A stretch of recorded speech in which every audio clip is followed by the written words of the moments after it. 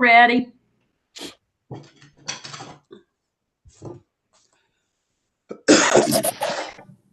Okay, Ms. Warden, you're ready. Okay.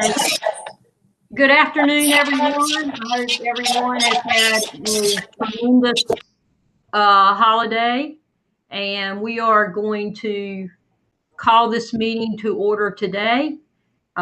We have several things to take care of, 2 action items, and then a discussion about middle school athletics. Before we do that, I'm going to ask Tammy to do a roll call for us. Yes. Sharon Warden. Here. Pam Perezza. Here. George Archuleta. Here. Virginia Houston. Present. Daniel Spence. Here. Rodney Walton. Here. And Dr. Sheila Williams. Here. Everyone is here, Ms. Warden. Okay, thank you so much. The first item on the agenda is consideration for an additional supplement for our staff. You received some information from Ms. Haynes, our finance officer, to consider as far as numbers, and I hope everyone had an opportunity to look at those. I want to entertain any questions that anyone may have for Ms. Haynes at this time. And before we have those questions, well, let's say after those questions, I will make my recommendation. Thank you. So does anyone have any questions for Ms. Haynes at this time?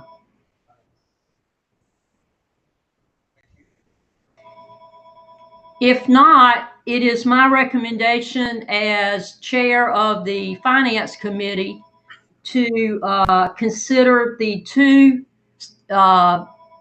additional supplement payments of either $150 or $250, which would give our staffs a little after Christmas, I guess, bonus, and it will not put our district in any kind of financial issues for our district. So with that considered, I would very much like to recommend that we have a motion to either go forward with either the $150 or $250 amount. Is there any discussion about that? Miss Warden. Yes. Go on, Mr. Spence. I'll wait. No, you're fine. You go ahead. I'll wait after you. I just wanted to ask, wasn't there one figure around $300?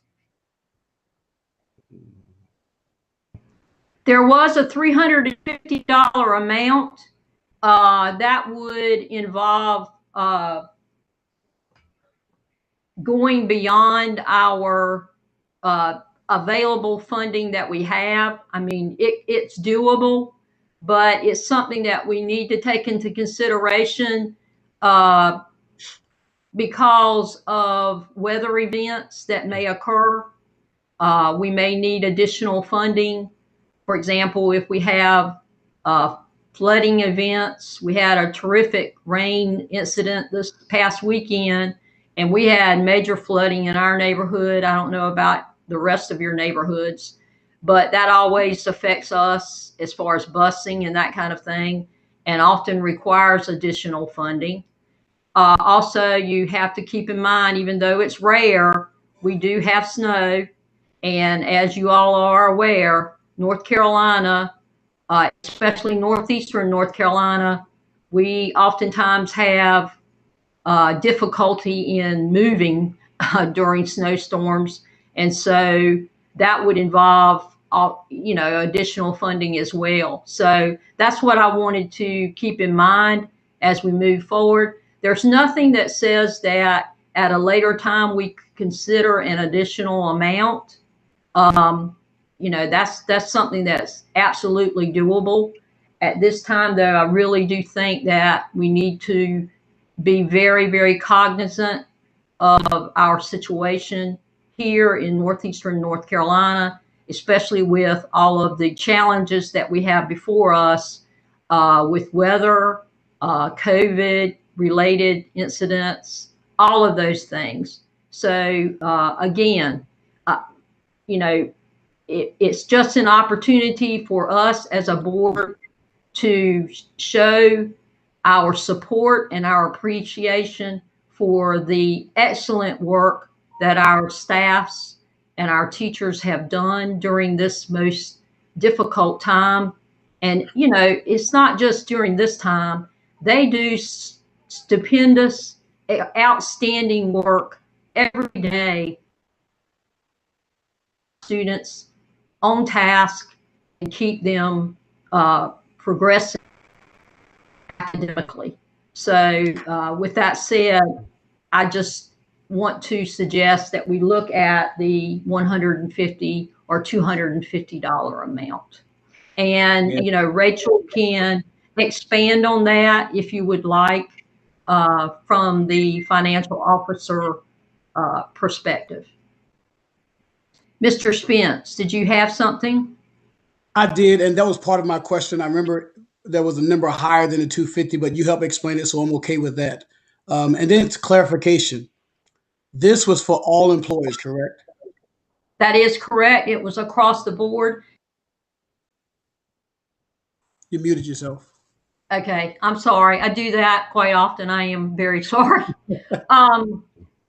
We all have challenges. Yeah. It is my experience as a staff member with ECPPS that as a whole, our staffs feel very, very firmly that everyone, all of our staff do exceptional work to inspire our students to move forward. And therefore, I feel like that it is extremely important to make sure that we all share in this opportunity. Well, thank you so much. I like the idea that we're willing to go back a little bit later in the year to possibly add to that if we can. That'll be really good. Yeah, So, that is absolutely something that we can look at later on. I do think that moving forward with what we're going to do, I certainly think that the staffs would be very appreciative. And it's not an opportunity for us to get some kind of kudos or whatever. It's for them. absolutely. It's for us to show them that we support them and we know how hard they have been working. And, personally, I wish it could be twice, 3 times the amount, but it is what it is.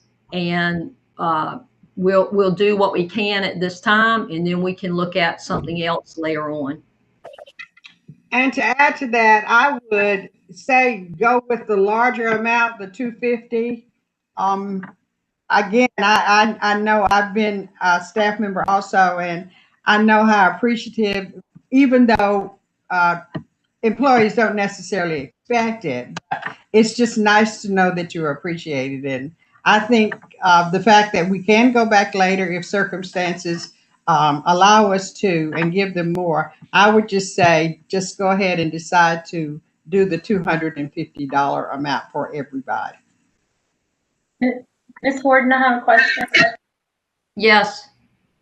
Can you or can Rachel clarify the source of the funds and the where the funds will be coming from? Rachel can do that, or I can. Rachel? Yes, ma'am. The source of the funds for the amounts that were listed for the amount that's been recommended or talked about at the moment, we did budget money and contingency. So we would need to use part of that contingency fund money. So just so the board is aware, we would be using our contingency fund And then there were some positions that were in the budget that were not filled at the beginning of the year. We'd be using those funds. Thank you. Thank you, Rachel. Are there any other questions or? Miss Sharon, I have one. Is there any way we can make it official that, say, January, February, March, around April, we'll look at it again? That it will be official in notes, that we're going to look at this again? Well, because it has been discussed today, it is in the minutes, and those minutes will be, available for everyone. So that will serve as a reminder. And believe me, I will not forget to bring it up. It has long been my feeling that our county as a whole needs to do a much better job with our supplement. And,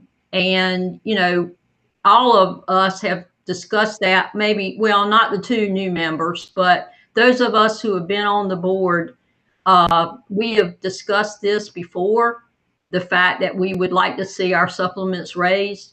And this is just, to me, an opportunity for us to do something at this point, and then at a later time, we can begin discussing those items again. So, George, yes, it will be discussed at a later time. Well, I appreciate that. And I agree with you. And I agree with Miss Houston that we should look at the higher amount that will not cause us to go in a bind. So anyway, thank you. Thank you. And with that, we need a formal motion and a second to move forward with the $250 amount. Sharon, I have a question before we move forward. Okay. And I don't have it before me. What was the next amount? It was 250, and then what was the next amount? It was 150, 250, 350, and 450. At 350, did we decide that wouldn't be safe for us? I see, Rachel, you're shaking your head. Is that what we said? Yes. Yes, ma'am. At 350, we would definitely have to budget fund balance. You would definitely have to be willing to dip into the board's fund balance to support that. Okay. And I do think that at this time, that may not be, as I said, because of upcoming weather events and things that may arise that have to do with challenges that we face till the end of the year. I do think that it's probably best for us not to go down that route right now. But that is something that we can look at a later time, as I said. Because by then we're at the halfway point now in our year, in our academic year. So when we look at it again, say in April, we'll be at budget time. So that's something that we can consider at budget time. Am I correct, Rachel?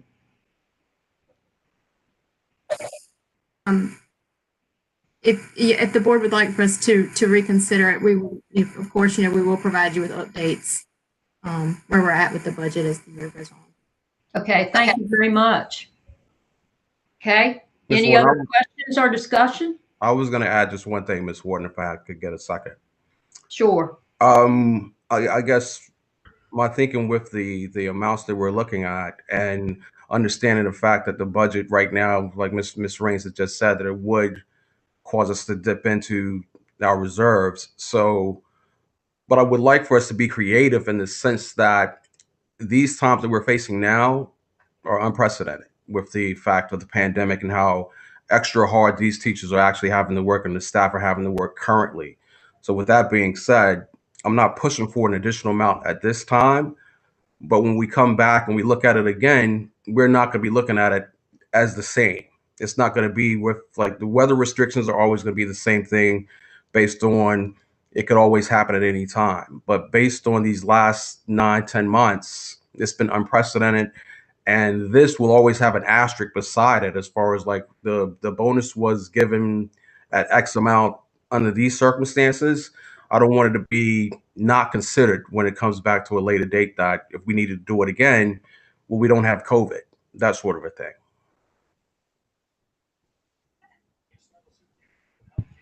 Excellent points. And again, we will consider it at another time, and take all the comments in consideration as we move forward. Thank Okay. you.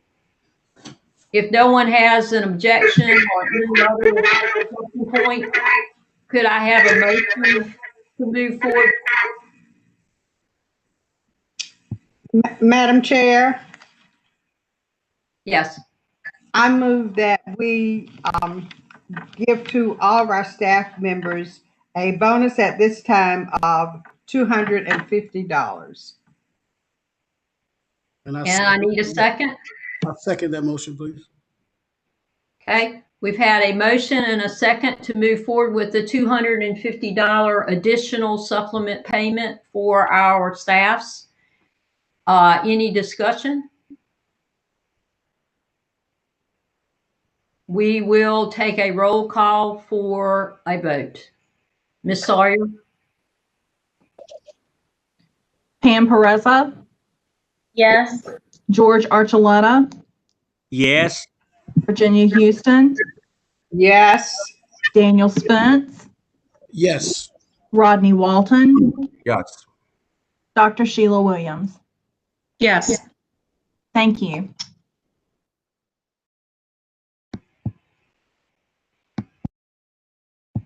Thank you. Now we'll move forward to the next item, which is up for action, and that's our DPI Facility Needs Survey. And Rachel, can you explain this to our members? If anyone has any questions, you may do so at this time, or you can wait for her explanation, and then we will take action on this item.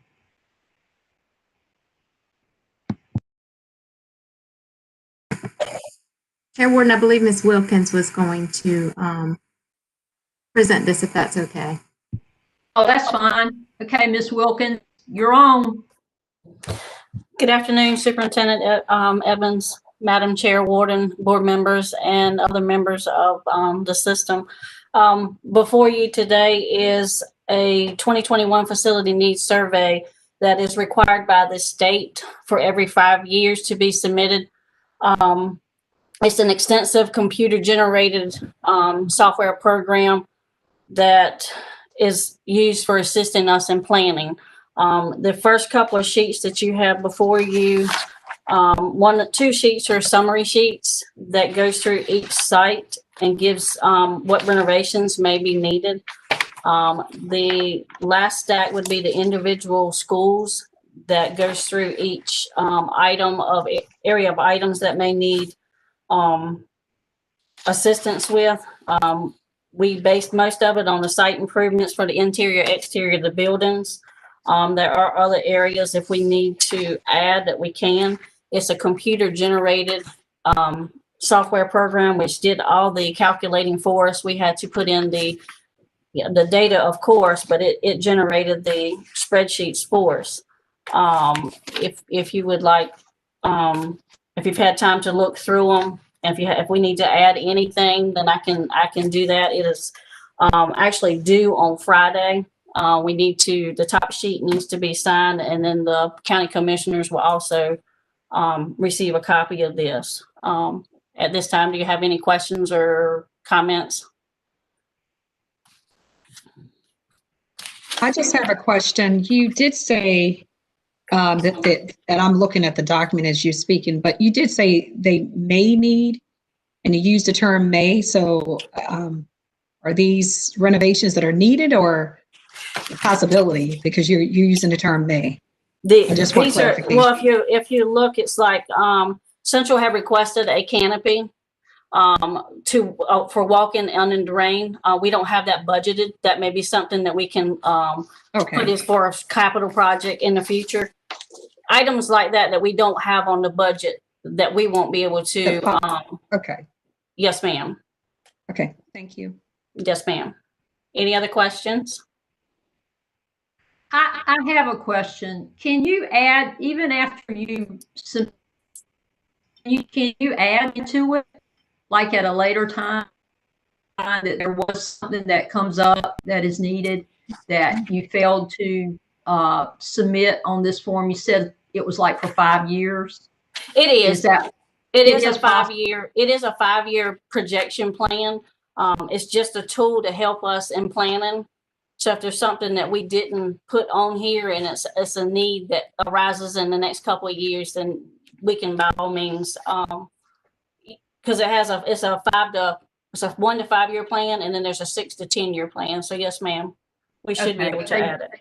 All right, so it can be amended. Yes, ma'am. Yeah. Okay. Thank you. Are there any other questions? Comments? Ms. Warden, I just have not had a chance to review the document. We received it a few hours ago, correct? Correct.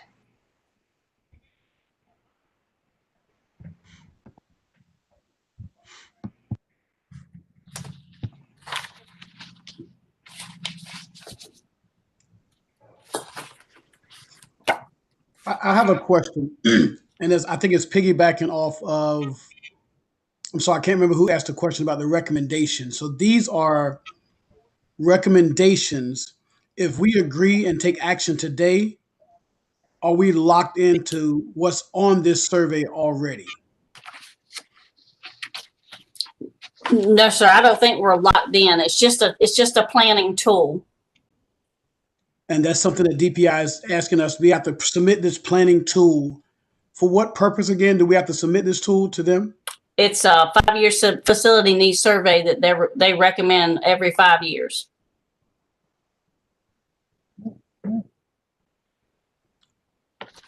Say it again, Ms. Warden. The thing to remember about it is it can be amended. You know, we're not, as you said, locked in to that specifically. I mean, there are things that we could add. For example, if we find that we want to discuss the possibility of building a new facility, for example, that is a possibility and can be amended and placed on this report. Am I correct about that, Ms. Wilkins? Yes, ma'am, you are correct. Okay, that makes sense. Now, the information gathered for this report, that's coming from the Director of Maintenance, Ms. Marlene. All the information is coming from her, or any recommendations coming from anybody else? Like the principals of the schools, anybody who works in a certain area? This information on this survey, who's compiling this information? Is it only Ms. Marlene? It's coming from every site, isn't it? A lot the information, if you'll look at the document for Central, if you have it in front of you, it goes through and lists all the items. It gives you the classroom sizes, if there's any art or vocational physical education needs that were needed. As far as site improvements, Rachel Haynes and I met. We had to key in all the utility costs that we have accrued from the 1920 school year, budget year. Any needs that we have seen based on the 10-year plan that was provided prior to this. So we were looking back at prior facilities documents to help us key in these figures. And Chair Warden, if I can add to that, we did seek input from the principals. Anytime that we're looking at facilities needs, we reach out to the principals to get from them what are some concerns that you have at your building, what are some capital projects that we may need to address, and we compile all of that information, and they use their school improvement teams, which consist of their staff members, a parent and students, to actually get that list together. So by the time it gets to you all, there may be some refinements to it, but typically it's coming straight from the sites. Thank you so much, Dr. Edmonds. That's where I was getting to.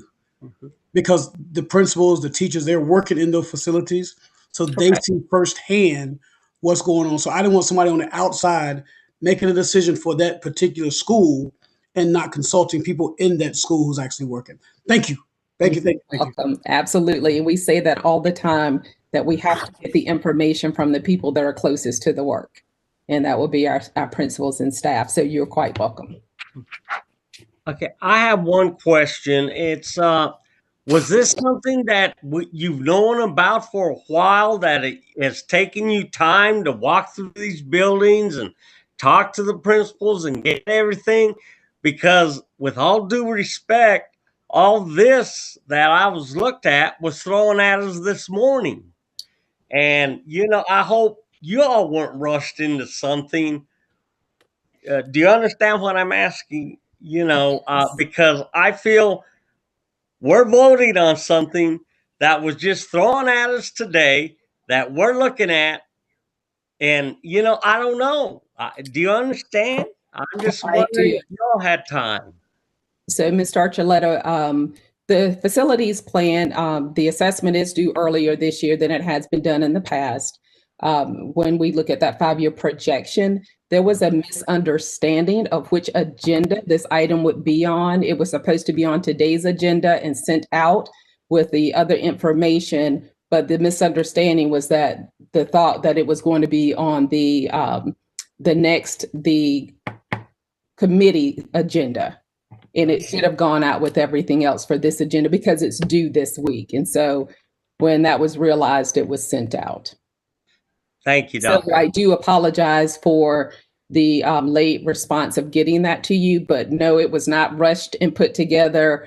We received the information earlier in the year. I sent it out to the team and they started working on compiling the information.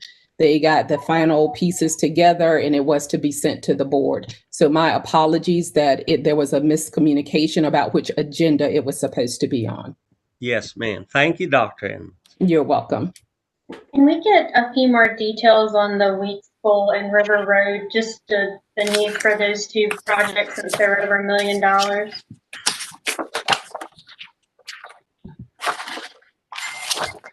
And I think Ms. Wilkins is looking through to give that information.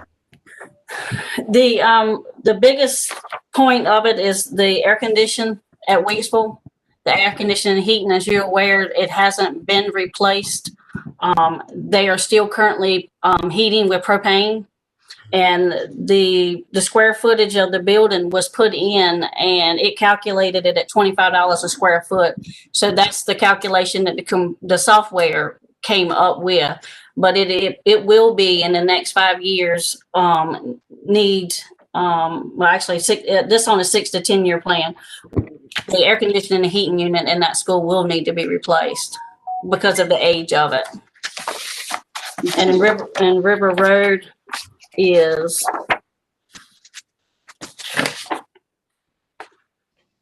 a shingled roof, and it's been over 5 years since that shingled roof has been replaced, and we're having some issues with the shingling.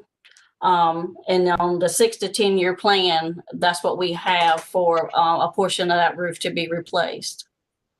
Does that roof have any kind of warranty from prior work? Something 5 years? That I'll have to check into.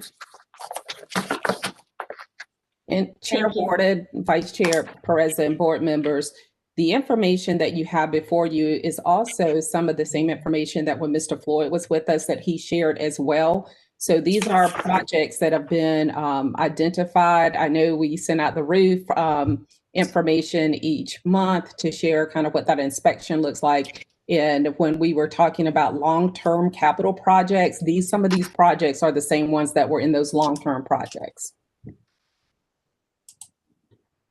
And these figures are an estimate. Yes, sir. So they could fluctuate or have a plus or minus based on Correct. the actual time for the work. Yes, sir.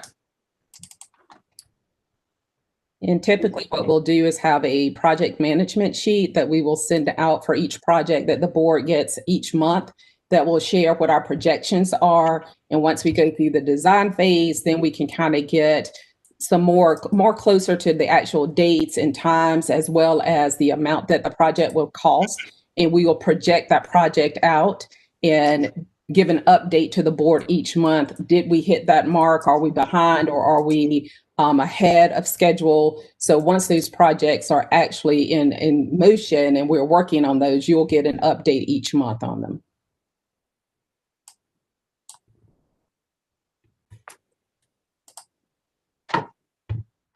But these are projects, these are things that we're sending to the state as long-term needs for the district. And as we've already said, this document is a fluid document. In other words, it can be amended. However, it does have something to do with our funding. Am I correct about that, as far as state funding? Is that why we have to submit it? Chair Warden, I think it's more for the state to see what the facility needs are across the state.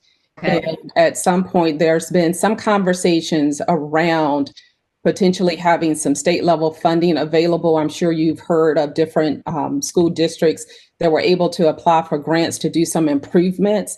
This gives the state a baseline of where our buildings are across the state. And there could potentially come out of this some grant funding or some other funding that we can apply for. But to say that that's a definite, I can't say definitely, but we have seen in the past few years that we had some school districts around us that were able to apply for some grant monies to get some improvements done.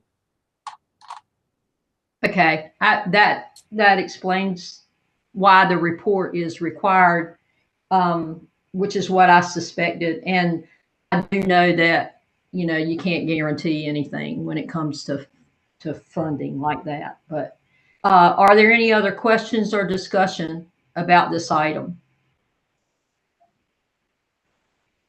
Okay, so I need a motion and a second to approve this facility needs survey so that it can be forwarded to the state by Friday. Did you not say it was due Friday? Yes, ma'am. It is due Friday. By Friday. So may I have a motion and a second? I move to approve the DPI facility needs survey for 2021. Thank you, Dr. Williams. And a second? I second.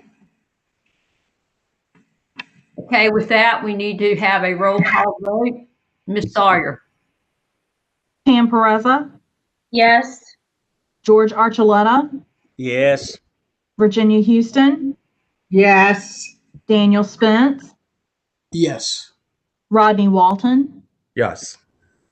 Dr. Sheila Williams. Yes. Thank you. Thank you, Ms. Wilkins, for your work and for your presentation today. Thank you.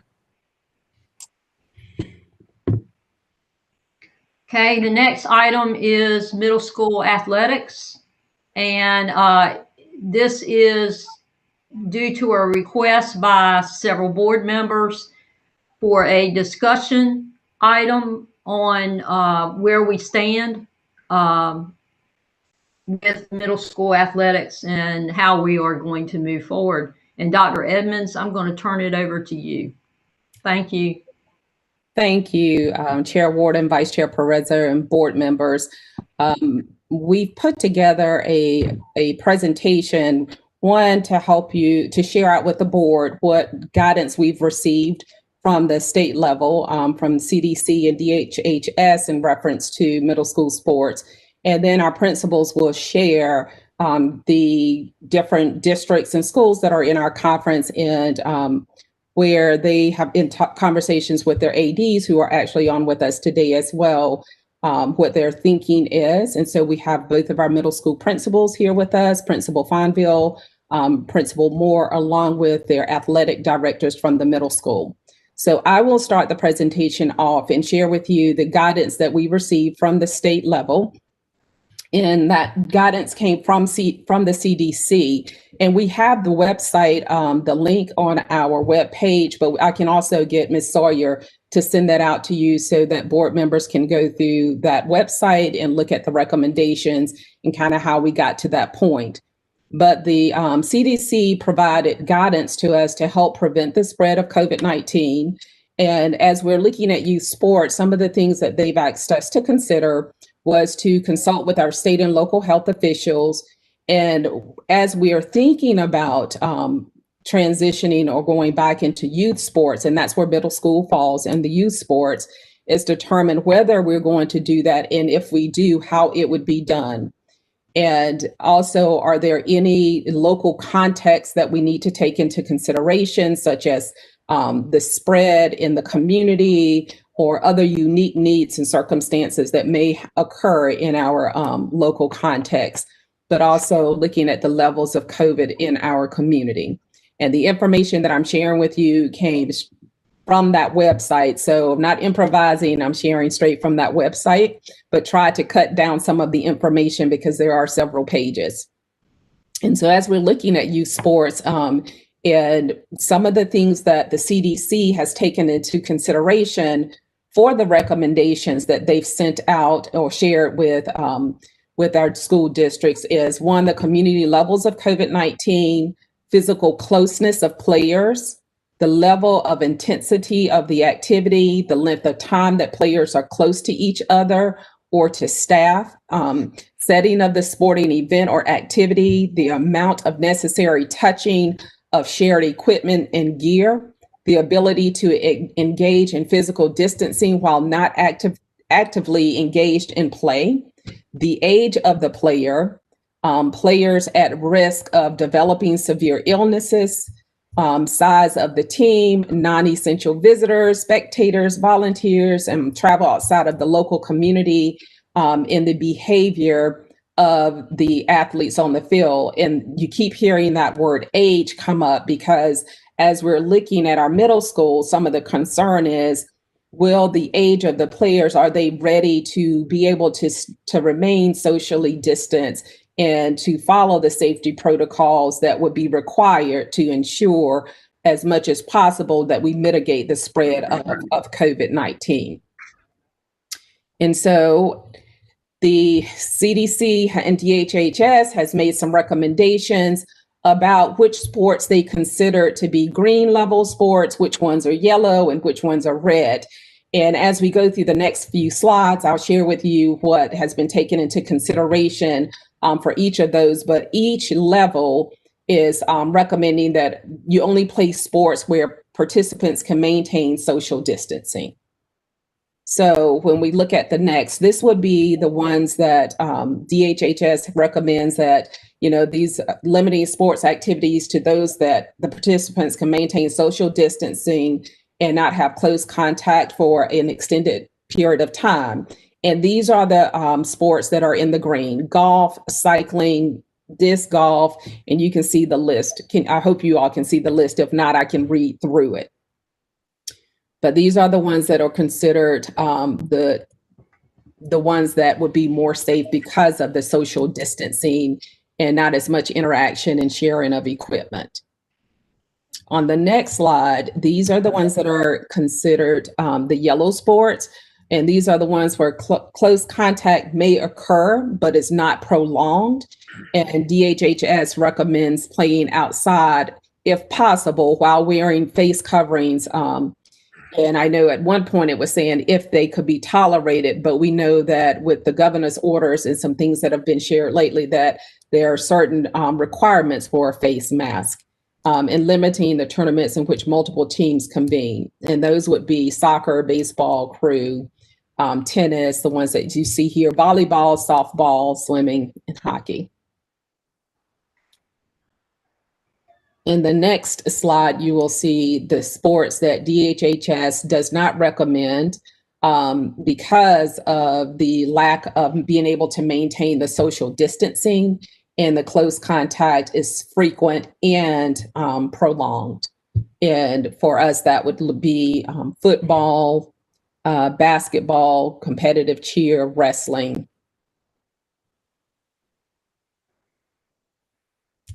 And so now our principals will share with you our local context in terms of which districts, which school districts we play against, and the schools in the conversations they've had with their athletic directors. So I will turn it over to Principal Moore and Principal Fonville. Good afternoon, Chair Warden, Vice Chair Pereza, board members, Dr. Edmonds, and colleagues. And so we are going to just share the information that we have compiled for the middle school conference. So our conference is made up of 5 districts, which is ECPPS, Camden, Perquimans, Dare County, and Currituck. And we have a total of 8 schools that participate. In the previous season, the question was asked, ECPPS was the only district that did not participate in those sports because we were following the DHHS guidelines. Next slide, please. So as you can see in our, the first season has ended, which was the fall season, and that was baseball, softball, track, and field. For the winter sports, what is being proposed is basketball, cheer, and wrestling. And for the spring will be cheer, football, golf, soccer, and volleyball. So what we've compiled are the potential costs. What will it cost our district for us to participate?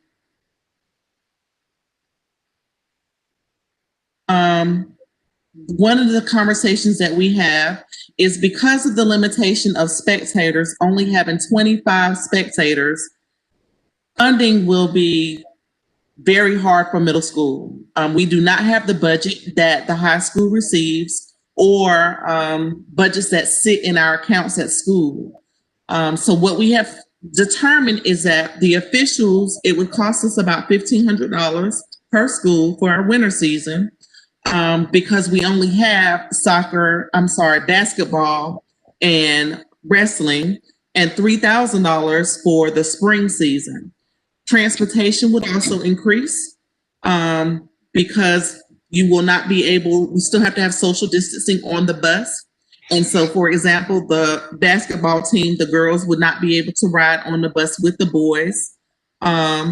And then we would need certified trainers attending practices and games, and that would be needed for each school. Mr. Fonville. Okay. Good afternoon, Vice Chair Perez. So our recommendation is as follows. Number 1, we recommend that we follow the DHHS and CDC guidelines concerning sports. No wrestling to be considered at this time due to Pasquotank County being in the red zone and the amount of contact required for practice and tournament participation. 3, develop safety protocol plans to be approved by central offices and local health department. And we recommend no concessions at these games. The concerns that we have, and we did speak with our athletes. Well, the first is training of players, parents, and staff on safety protocols, making them aware of what the expectation would be and following those safety protocols as well. Coaching staff unavailable for ECMS. There are some shortages of coaching at the school. Training of staff to monitor players during training. Possible shortage of a coach at River Road Middle School. And transportation of players to and from practice. Those are the concerns that we have at this time, along with our athletic directors. Are there any questions?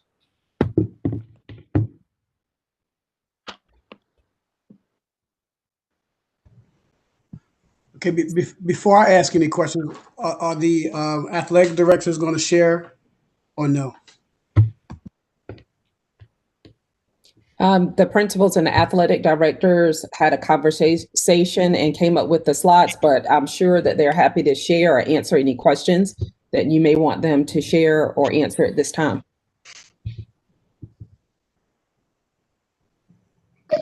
The information compiled is a collaboration of principals and athletic directors. So what sports are we talking about for the winter? If wrestling is out and all I see is basketball is really the sport that is being considered right now. So for the winter sports, it would be basketball and cheer. Oh, okay, and cheer. Does the conference assist with the referees, or is it just based on the school itself? So each school is responsible for paying the officials. That's where the concessions and the ticket sales come in. You're paying your officials out of that cost. Were there any funds available from last spring since we didn't have sports? That were maybe left over? Say that again, Ms. Perez. I was asking about the funds that weren't used for spring sports and fall sports left over from last year that could be moved towards this spring since we didn't use them last spring. So the funding that, if you're talking about at the school level, we have to use our school funds for transportation, officials, and equipment. And so we don't have, at Elizabeth City Middle School, we may have $700 in our athletic budget. And Ms. Perez, I'm not sure if board members remember that we did not have our spring sports, but we continued to pay our coaching staff and our athletic directors, although we did not have the sporting events. We still continue to pay that supplement out to our staff. So we did incur some cost, and Ms. Haynes may be able to share more about what that looked like at the district level. I'm not sure if she has that information with her today, but could certainly get it to you if needed. The supplements that were paid to coaches did come out of the district level budget, but most of the games, there's a small amount of district level budget that does go to the schools to support athletics, but the majority of it is supported through the schools through their gate receipts or fundraising activities. So we're talking about funding. Just a question, I'm new to the board, so I'm not sure how this works. Is there or are there any funds at the district level that we could assist the middle school with to help them offset some of those costs that the board could consider? There would be contingency funds that could be considered. You'd love to help support some of that if that's how the board chose to use those funds. Okay, so that's really good to know. So the strain wouldn't be all on the middle schools to do that. It would depend on, we would need to probably get some more accurate cost, of course, before I can tell you that the funding in those, in those funds would absolutely support it. Absolutely. But, absolutely. Yes, I said consideration. Yeah, absolutely. Next question. Maybe it's a statement, not just a question. We're talking about canceling all concessions. What could we consider doing prepackaged concessions versus like popcorn in a bag that would limit the contact for handing concession out to people to still generate some funds at those games for those 25 people or whatever we have there? Would that be a good consideration? We would have to check in with our local health department as well as our ABC Science Collaborative team, because we have to have clearance. So if we choose to move forward with middle school sports, we would have to do the same thing we did with high school, which is come up with a plan. That plan go through central services, but then also go through our local health department. And if there's anything in that plan that they say, you got to take this out, or, we don't see a safe way for you to be able to do that, then we take that out. That's definitely understandable. Yeah. Definitely understandable. And then I guess another question, I just took a note. So these sports are the same sports we're playing at the high school level. Have we considered talking to the high schools and find out what they're doing to kind of help make it work, instead of us just possibly make a decision not to have the sport? So we did. So our high schools had to submit plans as well, and they have to follow the guidance that's given to us by the state in our Lighting Our Way Forward document, as well as the CDC, DHHS, and Strong Schools NC toolkit. So there are several documents at the state level that we have to use for guidance. And our high schools are governed by the North Carolina High School Athletic Association, whereas our middle schools are governed, they're not governed under the High School Athletic Association. We typically kind of follow suit with them, but with the level of liability and accountability, it's been clearly defined this year that it is not, that our middle school sports are not governed. So with that said, they would have to do the same thing that our high schools did, which is submit a plan, taking into consideration all of the safety protocols and the state level documents that have to be in place. The one thing that we do have at the high school are the athletic trainers that are on site during practice and at games that we work with Dr. Miller and his team. We do not have that at the middle school. So that was one of the things that we discussed and talked about. Could that look like? Is there availability to have an athletic trainer at the middle schools so that they can have someone on site, and what would be the cost of that? So that's one of those things that we would have to cost out. And so the protocols that we use at the high school, they are online. Those plans have been vetted, and we definitely would have conversation with our middle schools and high schools together. But there are still some resources that are available at the high school that are not available for the middle school at this time, like the athletic trainer. Okay, that makes sense. So is that the only resource really that's not available to the middle school, that's available to the high school outside of funding? Because I know high school probably have a little more funding, which is a major piece. That's why I asked that question in the beginning about the district possibly giving them help with funding. Is that the only, besides those two items, are those the two major items, difference between the high school sports and middle school sports? And I would add, and I think the principals included this piece in their slide, the training for the staff to be ready to implement those safety protocols. So it's one thing to have them in place. You got to have someone to ensure that they are being followed and being held accountable. And we had our high schools sign a form saying, the principal and the athletic director signed, saying that they were being held, that they know they're being held responsible for the students and the staff following the safety protocols, and that they would be held accountable if they were not followed. But in order to be able to hold them accountable, we got to make sure that they have the proper training, and so that they can hold folks accountable. So it was a lot that went into the work with the high schools, and that's why at the time the middle schools were not considered, because it was taking us a while to get the high school to a place that we know we could transition in and have safe play. Yeah, that makes sense. That makes sense a lot. So are we saying we don't have enough time to train our middle school staff to do that, or? No, we're just saying that it would have to be done. Tammy, can you go back to the slide of when play would start? I don't know right offhand how long it took us to get the plans vetted and going for the high schools. Let's see. So the winter sports start tomorrow. And so that would be basketball, cheer, and wrestling, with the understanding that all three of those sports are in the red for DHHS and CDC, that said that, their recommendation is that these sports are high-risk sports.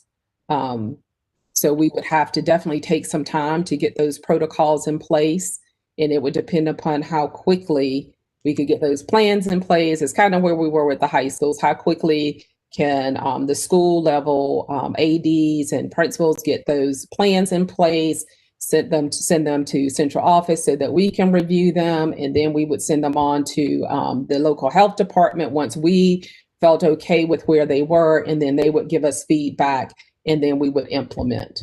And then that's a process that we used with the high school as well. Okay, so it sounds like there's a lot going into getting the sports going, which is understandable with the season, with what we're faced right now. However, it doesn't seem impossible. It doesn't seem impossible to get it going. Maybe this winter sports, maybe that may be a little difficult to try to get it done so quick. But I think we should be able to consider at least the spring sports. That would give us a couple months to get some training together and get. I heard, I think it was Mr. Fonville mentioned that I think ECMS, Ms. Moore, has some shortage possibly with coaching as well. So maybe that gives us some time to try to get some coachings in place. That's just my recommendation. I think our young people really desire to play sports, whether we think it's right or wrong. I think some of our young people need sports to help them stay focused. So that's just my recommendation, and I think it's all of my questions for now. Sorry, I had so many questions.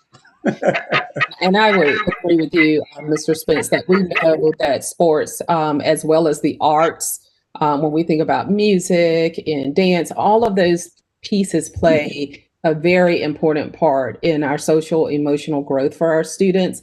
And so it is definitely not our desire to try to keep students away from doing things that we know benefit them. And we just have to look at the risk, and we will do whatever is the pleasure of the board, but also taking into account where the district, the community is with COVID-19, and ensuring that our students stay safe. And we also have to understand too that this is a voluntary, that students cannot be forced or made to participate, because there are some parents that are very nervous about their students participating. There are some that are okay with it, but we have to give them that option to play or not to play. So if we say we're that the board is going to move forward with our students playing middle school sports, parents still have that option to say, without penalty, we can't penalize the students, to say that, you know, I still don't want my child to participate, that it's too risky. Definitely understandable. Yeah. May I ask a quick question? Is there any collaboration among the other teams in our region with those coaches in terms of things that worked for them during the previous season?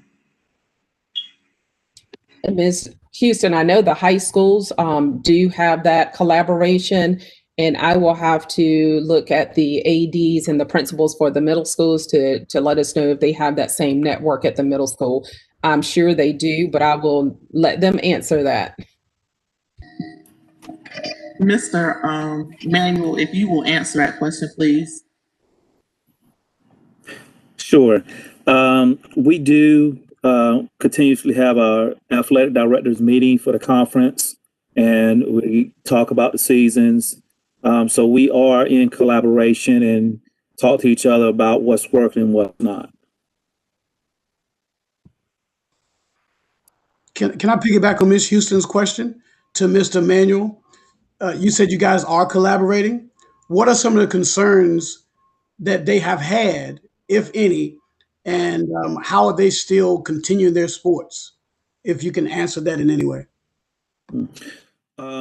Some of the concerns that they had is still the COVID itself, and with the face masking, having a face mask on during practice and events. And I can say the season that just ended, their question was, especially with baseball and softball, the wearing of the mask. And everyone, the athletic directors, we did agree that the pitcher would not have a mask on, but as soon as they come off the field, they would put that mask on, have it in their pocket. So it's just looking at different ways that to be in compliance, that it would help. Stalin, of River Road, would you care to voice your concerns? The biggest thing that I saw other than what Mr. Manuel said was, I know they had a bunch of concerns coming into the winter sports season, because the winter sports season is actually indoors. When you're talking about basketball, and the conference elected not to do wrestling. Our middle school conference decided not to do it this year, so that's kind of off the table. But as far as basketball would be your only winter sport, but you have cheerleaders, you have boys players, girls players. A couple of concerns that I have that I would have to talk to them, see how they're going to handle it, would be we're getting out, basically the kids leave school every day around 1:20, and then they have to go online when they get home. Well, practice would start at 3:30, so some of the transportation concerns with the kids returning to practice, and they only have a 90-minute period of practice during that time. Some other concerns would be where we're going to hold them, or we can't hold them, but as far as them getting them home and getting them back, and then like during the girls' basketball game, when the boys start arriving for the girls' basketball game, where are you going to hold them? As far as shutting the locker rooms down, I don't think nobody really needs to be in the locker rooms in that close confined area while they're waiting for one game. And then it's just the parent issues. How many parents? You only have 25 tickets to sell. You have cheerleaders. Parents are going to want to see their kids cheer. You're going to have girls basketball parents in there, boys basketball parents, and how do you determine who gets in the game and who doesn't? That's some concerns that they were talking about with our conference, as far as they hadn't come to a conclusion on those questions yet when we met last time. So we met right before the Christmas break. So they haven't crossed that bridge yet. They're getting ready to cross it.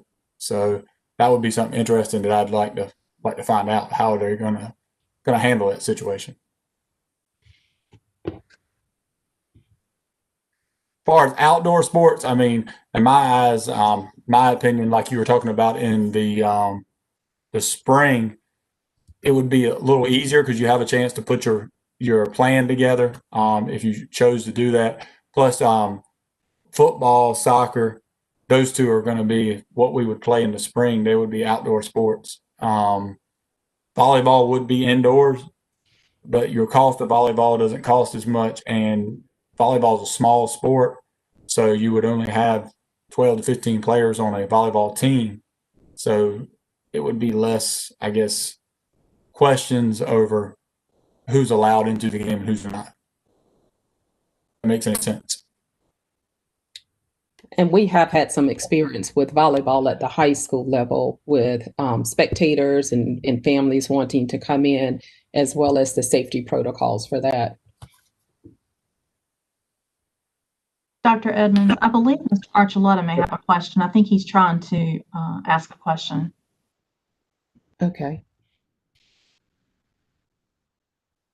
Is he muted, Tammy? He was having some technical difficulties. Let me follow back up with him. I'd like to ask a question really quick. I guess as we're figuring out the winter schedule, which would begin tomorrow, you can tell me if I'm wrong or not, or kind of advise me. Where are we with, if we were to green light it today, for example, the next step would be what would that next step be towards getting the players ready to be in the facilities, to having the protocols and everything set up? Like, where are we if we flip the switch today? And so let's start the winter season, which begins tomorrow, because we're looking at a small window. So would it take too much time to try to organize all of this where we would only have less than a couple of weeks on the season? Would it be worth it if the other teams in our conferences already have these things in place and they're ready to start and we're not ready to start? Would it be worth it in the long run to just plan for spring versus trying to rush winter and not having enough time to get it done correctly? I would say, just my opinion, I would think that it would be mighty tough because the plan that has to be put apart, and then also we still have our normal plans, our concussion protocol, our physical protocol, all that has to be gotten out to the parents. Plus, we're not in the building right now until the 21st, so it will be hard to get those documents to the parents and get them returned in a manner, a safe manner that would basically, we would be couple weeks behind, and the season's already shortened by the middle school schedule because everything's starting late. So with the other teams starting tryouts tomorrow, probably the soonest we would be able to start tryouts would be in a couple of weeks. It would take 2 weeks to get this in the process. By then, we would not probably have hardly any practice time for the first game if we even had a day to practice before the first game. I think the winter sports. Think we would love to have it, but just doing it now, looking at it now, I think it will be a rush, and we may have some things that we should be doing that will not get done, and that will fall back on us.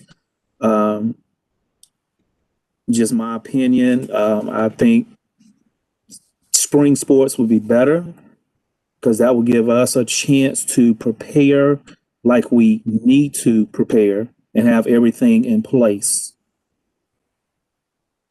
Thank you. I'm not sure to who I should direct this question, but I'm hearing you say that the other teams in our regions are already planning to start with winter sports. Are the protocols that they're getting from the different health agencies because of a difference in the zones that they're in different from what applies to us here in Elizabeth City Pasquotank? It's just a question that ran through my mind that I'd like to have addressed. And Ms. Houston, the safety protocols and the guidance is the same across the state. So I'm not sure why.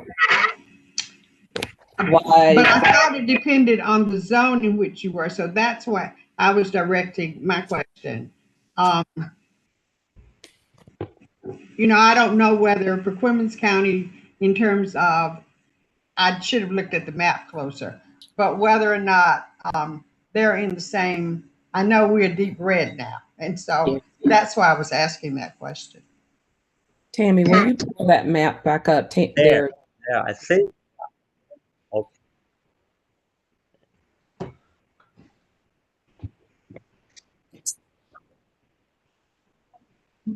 Mr. Archuleta, you are unmuted. Just wanted you to know.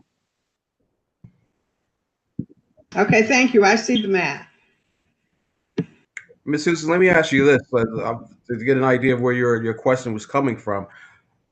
I think at the beginning of the presentation, you guys can correct me if I'm wrong again, the other schools were participating in fall sports. So those other schools already had a protocol in place that kind of wove into winter, and we didn't have a fall sports season, if I'm correct. We did not have a fall for middle school.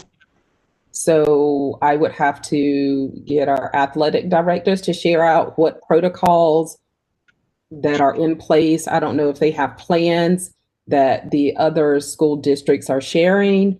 I know with our high schools, they have a plan that's clearly laid out that talks about how they're going to practice, the pods that they would be in, so we could have contact. Okay, whenever I get a chance, I want to.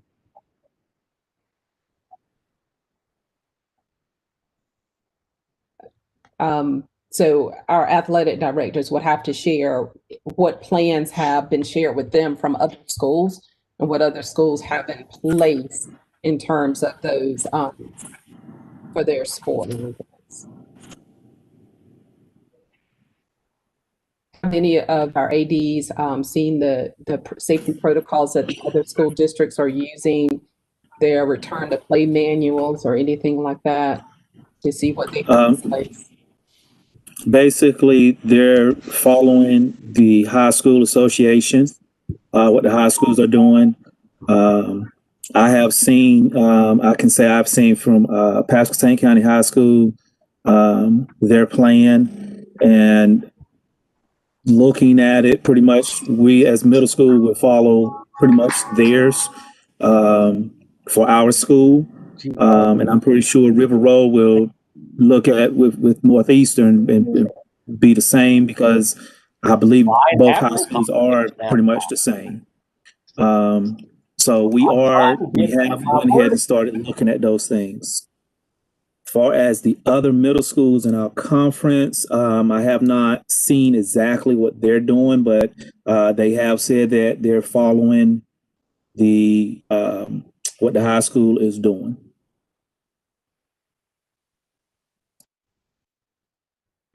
Thank you. Mr. Archuleta, did you have?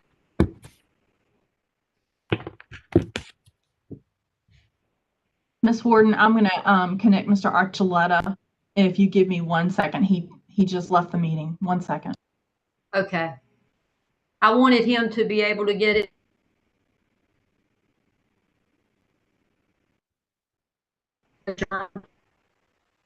To 1 o'clock because of people working. But I do want opportunity to ask his question if you're able to get him connected.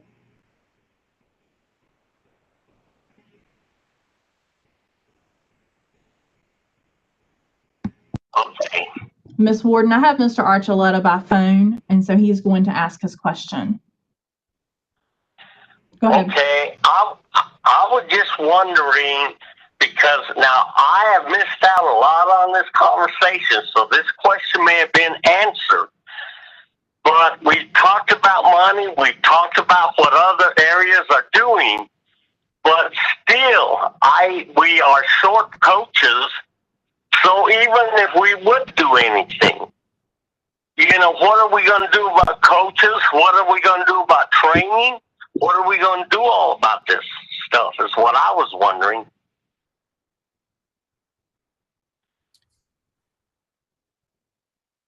So, Mr. Archuleta, thank you for that question. And I know that Miss Principal Moore shared when she said that they didn't have, I think it was a female basketball coach, I think it was, Principal Moore, that she would have to see if they could find someone. I don't know what that would look like, or if our athletic directors have a sense of additional coaches that are out there that are looking for places to coach. I mean, I'm not sure how long that would take. So I'm really reaching now for the school level folks to help me out. Yes, ma'am. Dr. Edmonds, that is correct. Elizabeth City Middle School would have 2 coaching positions for the winter sports that we would need to secure. Thank you both. I'm just wondering, though, is it worth for even look into it until we hire these coaches and get the training everybody needs? And that was just a comment I wanted to make. But I thank everybody. I've been trying, but my computer's messing up. Thank y'all. Thank you, Mr. Archuleta. I just want to thank everyone for this conversation. The dialogue was extremely helpful, very informational.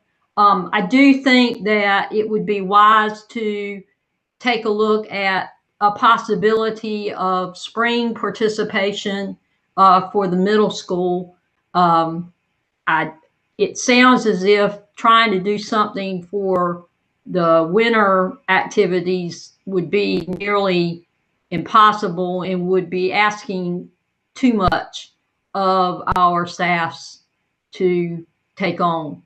But to give them the go-ahead to begin working to see if we can do something in the spring, I think that's clearly appropriate.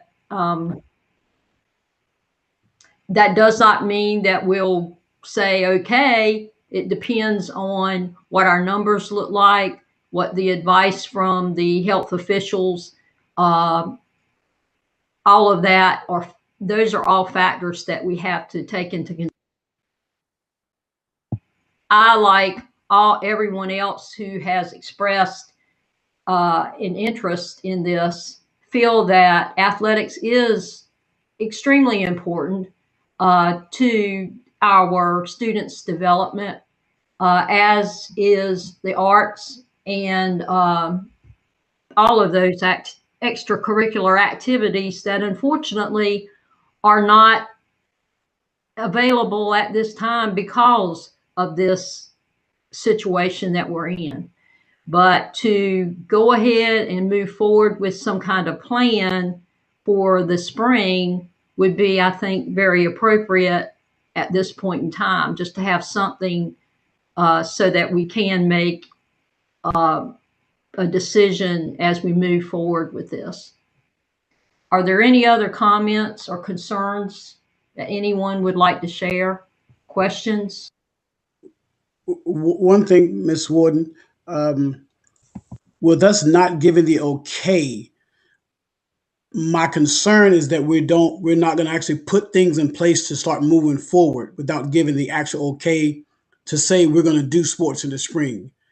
Obviously understanding that if things change closer to the date, we may have to make adjustments.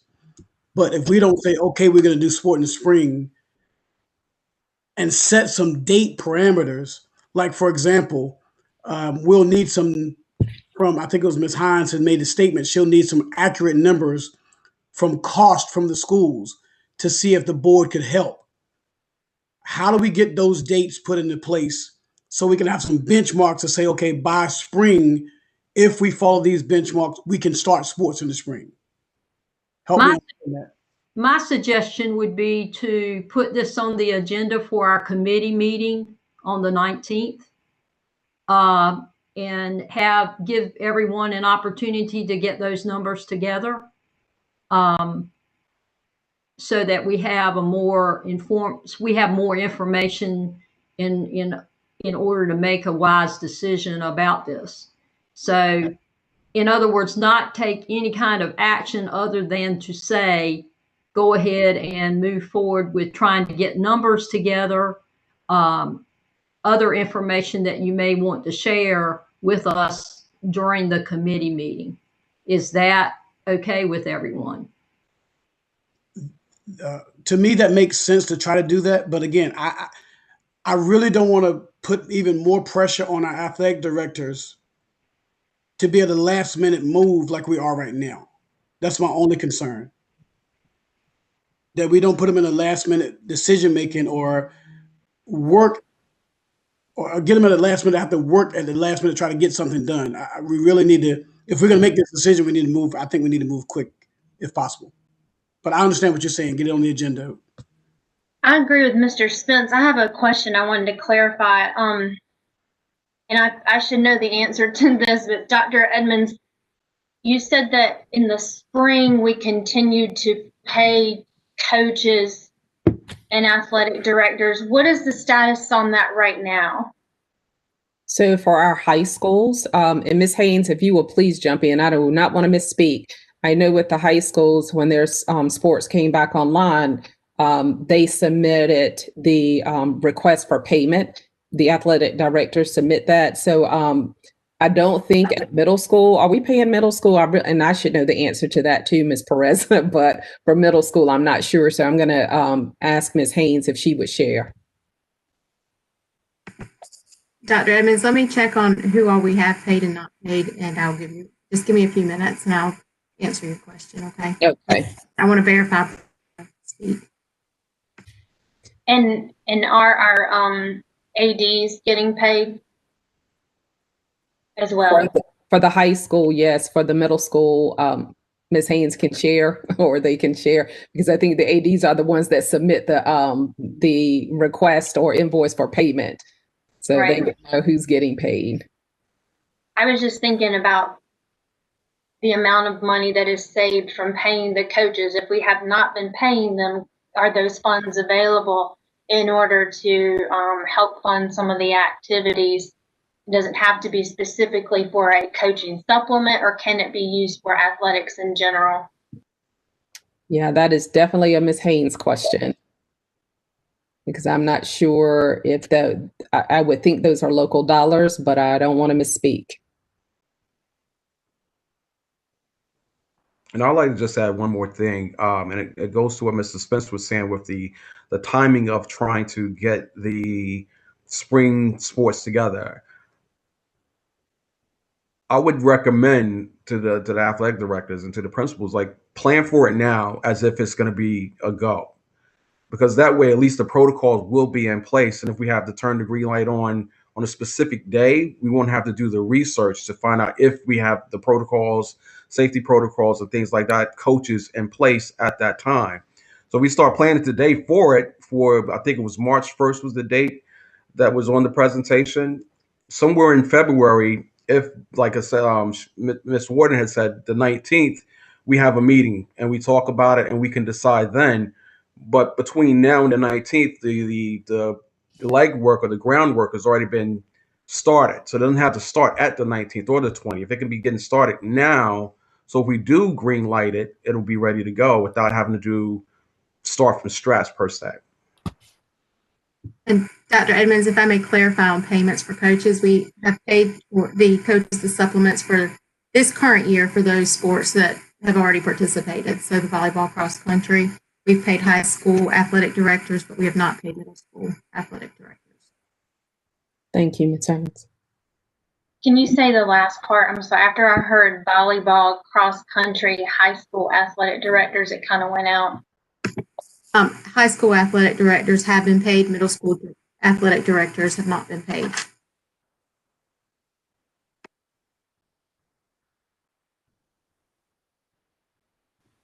Thank you. And so no middle school money. And Rachel, you might have jumped off or not heard the part that I asked, but can the money that we haven't paid for coaches at the middle school, say we didn't have, if we're not going to have basketball and we didn't have baseball and softball in the fall, can they use that money for athletics, or does it have to be in the form of a pay in like a salary supplement? No, if the board chooses to take the salary supplement, the coaching salary supplement, and use it to fund athletics, as in other athletic expenses, the board could choose to do so. So what I meant by that was sports that we choose not to play right now. So if we had baseball, softball, and what was it, guys? I wrote it down. Baseball, cheer, and wrestling right now through March or February 26th, and we choose not to do these sports, we have that money. We would be able to allocate that for our spring sports, say we could say, Mr. Stallings at River Road, we allocate what you would have used on these coaches supplements to fund your spring sports program. Yes, ma'am. Thank you. So real quick, just to piggyback on Ms. Pam's question, and I may have missed it.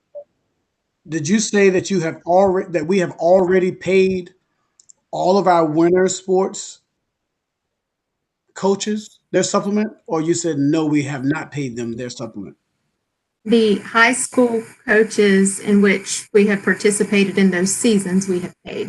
So the middle school, so just clarifying, the middle school, you have not paid any coaches any funds yet? We have not paid the coaching supplements for those funds. That is correct. Okay, that's good. I think it's clarification. Thank you so much. May I ask just a quick question? But if they are to start planning now, would we start to pay them a supplement now for their planning? Yes, most likely we would, then consider that a go season. So we would pay, I'm assuming, the supplement for the coach if they start the season. But again, it's something that would be spring sports. So.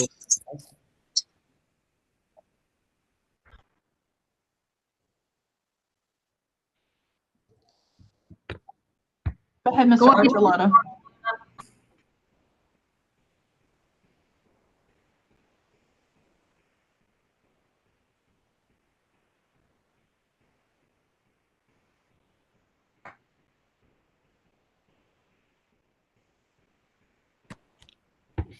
Mr. Archuleta?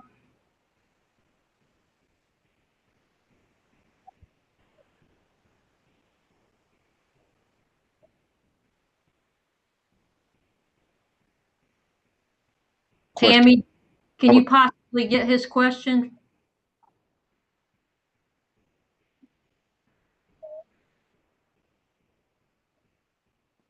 Hold on. Mr. Archuleta. Mr. Archuleta. Turn the meeting down. Turn the meeting down, and I'm going to put you on speakerphone. Okay? Go ahead. Are you ready? Yes, sir. Oh, now, see, I can hear myself talk. He needs to mute, Tammy.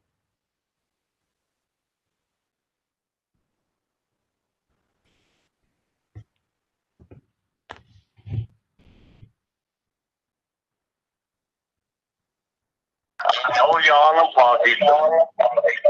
Mr.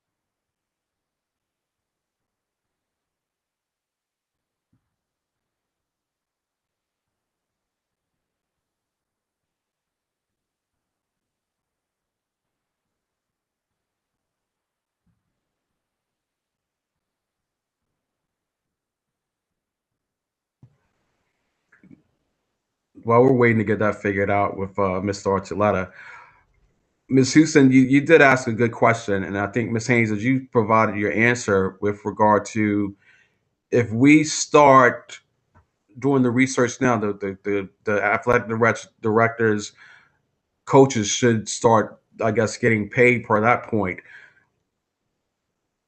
I guess I'm okay with that in the sense of I don't want, again, the last minute to show up and then we're not able to start the spring season because we haven't done our homework.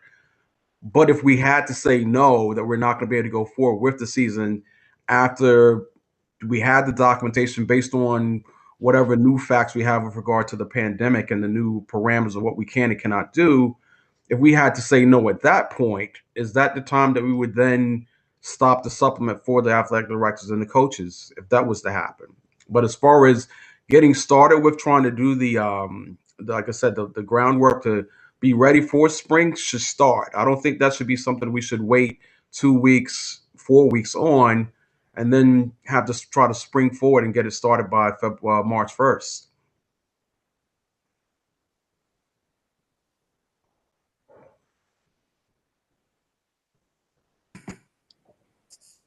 Ms. Warden, I have Mr. Archuleta now. I want to send my apologies first of all. But what I want to ask about supplements, we've talked about it, and money we have extra, couldn't we have used that supplement to help with the teachers and the staff that we gave the bonuses to? Is my question.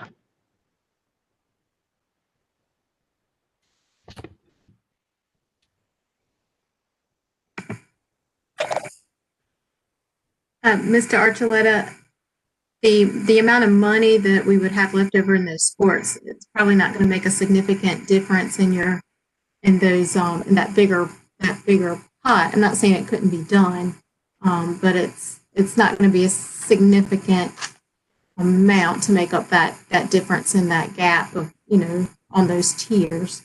To do any type of additional supplement, we are already pulling in or going into our contingency fund, which is the money we set aside in the budget for unanticipated things that could happen. So we have already allocated a portion of that to do what we're able to do.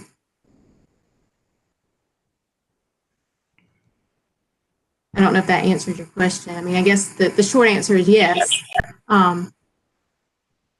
Yes, he said thank you.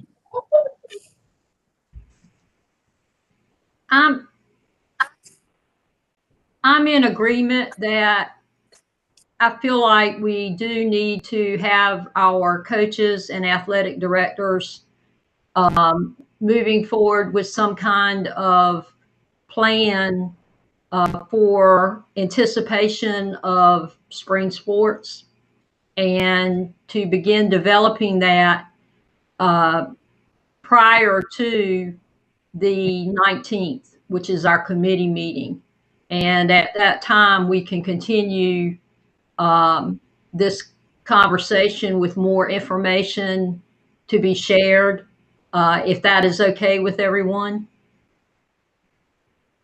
This has been a really, really good conversation, very informative. And I do think we have gathered a great deal of information that we can move forward with. And I'm in agreement with all that has been said as far as making sure that those plans, they begin working on those plans, so that we're not behind the 8 ball if we come to that. Anything else? So not, I apologize, not to try to linger the meeting on any longer, but we need to, what information do we need to get to our ADs and principals for them to know what they need to bring back to us for us to make a decision on moving forward? Like, I know we mentioned something about cost. I know we mentioned, Miss Dr. Edmonds mentioned about certain protocols that need to be in place, because I don't want them to leave away this meeting and not knowing what they need to bring back to us on the 19th. And then the 19th comes and we don't have all the information we need to make a decision. So I don't know who needs to answer that question, but I think that question needs to be answered. What information do our middle school ADs and principals need to have back to us on the 19th to be able to make a decision to say, to move forward, and yes, we're going to do spring sports? Does that make sense? May I ask for a point of clarity? Did I not hear the athletic director say that they had already looked at the high school plan, the protocols that were developed by the high school coaches, and that also by the Board of Education in the state, and that they were comfortable following that plan? Did I hear that? Yes, that's what they did say. And so with that in mind, I think they can move forward and bring back the information that we would need. One of the things that I keep thinking about is participation numbers. So that's some information that I feel like we would need to assure that they indeed are going to have the numbers that they would need to field a team. So that's one piece, along with the financial information. Is there anything else? So we're saying we want them to bring back information, which they've already kind of gathered some on how much it would cost, information on following a plan, which would mean, like we said, following pretty much what the high schools are doing and the other middle schools in the conference who are planning to participate. And then, I mean, we really can't, once we, in other words, I really don't feel like they can go out and try to recruit coaches and players until we actually, give them the green light to go ahead and plan and do this.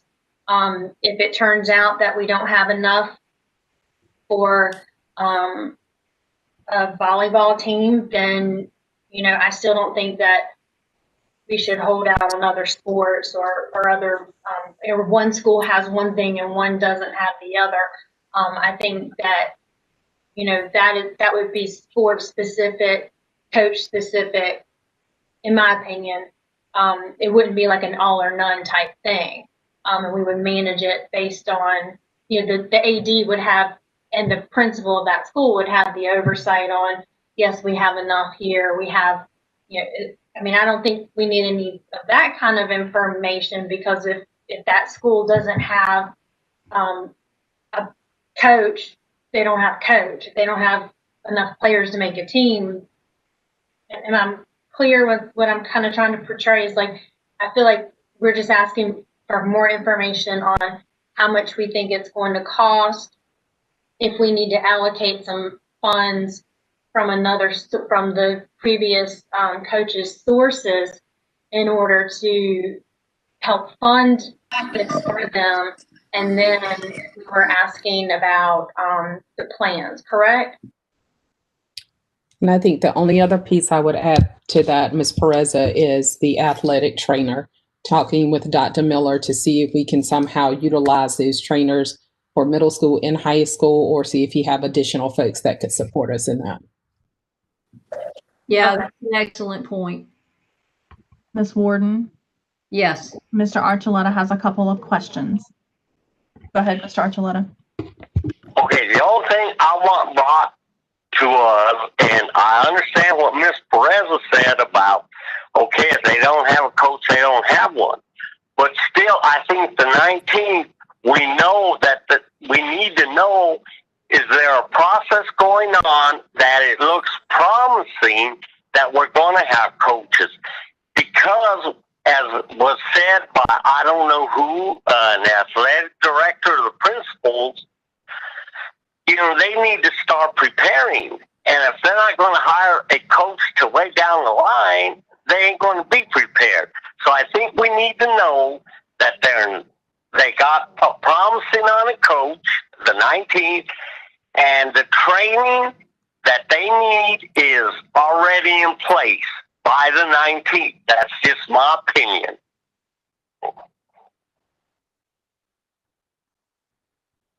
I don't know that that would give them enough time to have the training in place. And I wouldn't think that we would vote no if you don't have a volleyball coach and say that you can't have soccer, football, and all the other sports. I was just saying that we want them to come with a plan. And yes, if they already have the coaches, fine. But I think that, you know, we need to give them that green light so that they can continue to put all that work and effort into the training and getting the forms in place, like Mr. Stallings mentioned. You know, they have the concussion forms they still have to sign, and you know, there's a lot of pieces they have to put in place. But we would say that, yeah, at that point, when the committee meeting, we could allocate the money, if we chose to do so, from stipends, that coaching stipends that we haven't used, to be able to pay those coaches. And yes, if they already have one, fine. But that happens in the regular season during non-COVID, where we haven't had certain sports because we can't find a coach. That's not just specific to this particular situation. It seems to me that we're kind of going around in circles now. And for the sake of time, we need to really discuss what we want to do. So are we asking for a vote? Is that what we're asking? And can we vote on this in the meeting as far as if we have middle school sports or not? I think that's what we're getting, to listen to everyone. And I realize the rush, and I understand that. I'm sitting here thinking, okay, well, some of these sports, they may have to have tryouts, and all of that has to be considered as well. So is that what we want? Do we want to vote? And I would ask you, Madam Chair, can we vote in this meeting? The appropriate action for voting would be to give the go-ahead for the development of a plan. So with that in mind, yes, we could take action on that item alone and have them, that way they know they will move forward and have a plan available on the 19th at the committee meeting. So yes, we could do that. That sounds good. At least we're able to move forward. So with that in mind, can I have a motion from the floor to give approval to the athletic directors and coaches on the middle school level, as well as the principals, because I think they have a huge involvement in this process as well on the middle school level, to move forward with a plan to initiate the spring sports season for Elizabeth City, Pasquotank County schools at the middle school level. So moved. Second on that one? Second. And can we have a roll call vote? Yes, ma'am. Pam Pereza? Yes. George Archuleta? Yes. Virginia Houston? Yes. Daniel Spence? Yes. Rodney Walton? Yes. Dr. Sheila Williams. Yes. Thank you. Thank you, Ms. Warden. Thank you. If there is no other discussion, I have discussion. I guess my question is, was it necessary for a vote for them to move forward and working on a plan? Did we really have to vote on that? I did think that was necessary. Okay. All right. In order for us to have that developed by the 19th so that we can then move forward with a decision. Okay, I just didn't know if the vote was necessary or not. Thank you.